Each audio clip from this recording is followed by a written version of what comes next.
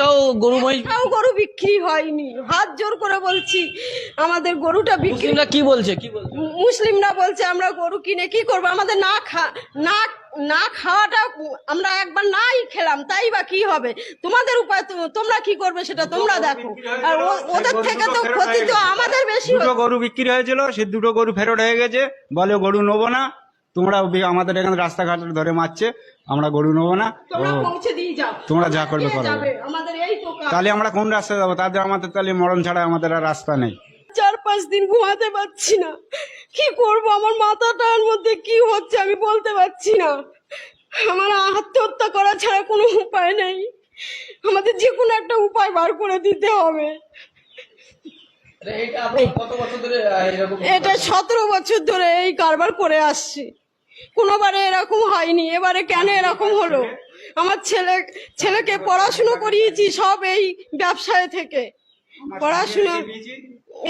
পড়াশুনো করে সে কোনো চাকরি বাকরি পাচ্ছে না, না পেরে তা ওর বাবার সঙ্গে খাটালের ব্যবসায়ী করছে, কাজ কর্ম করে।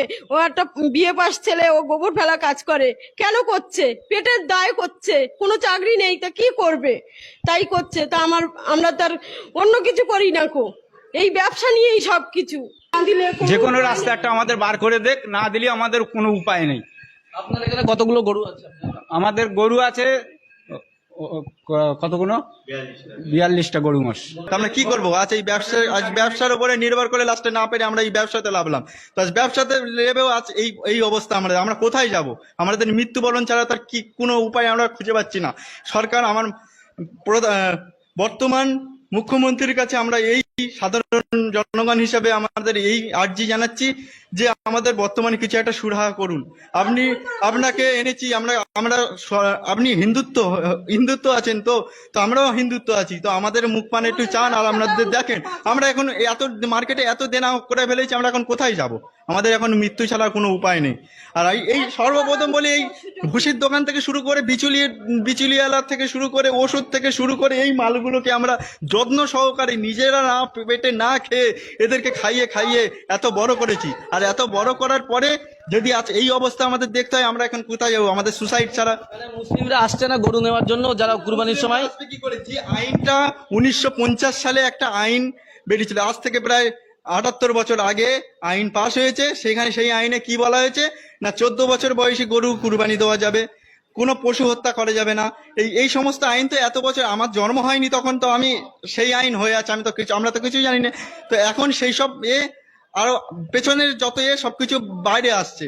তো এখন আপনারাই বলুন যে আমরা এখন কোথায় কি করবো? এইসব আইন, আর ঠিক আছে আইন আমরা মানবো, আইনে করবো, আমাদের তো একটা সুযোগ সুবিধা দেওয়া দরকার, যে একটা টাইম বেঁধে দিক, যে আমাদের এই টাইমের মধ্যে তোমরা যা করেছো। আমরা তো এখন জানি না, এখন যেহেতু সবকিছু, আর এইসব মালগুলো আমরা এখন নিয়ে কি করব? এখন সরকার সরকার সুরাহা করুক, এই মালগুলো নিয়ে আমরা কি রাস্তায় ছেড়ে দেবো? আর আমাদের যে পাওনাদার আছে, আমাদের যে আমরা যে দেনা করেছি, তাহলে আমাদের উপরে সবাই তো জুলুম করবে। এখন তো এসব দেখবে না যে তোমরা এই মালগুলো এনে কি করেছো না করেছো, আমাদের দেখবে না। আমরা কোথায় যাব? সরকার এটা সুরাহা করুক, আমরা এটাই চাই, আমরা আর কিচ্ছু চাই না। আমাদের দেনা মুক্ত করুক সরকার, না হলে আমাদের মৃত্যু ছাড়া আর কোনো উপায় আমরা খুঁজে পাচ্ছি না। এখন সরকারের কাছে এই আমাদের আর্জি। আমার নাম কৌশিক ঘোষ, আমি এখন গ্র্যাজুয়েশন কমপ্লিট।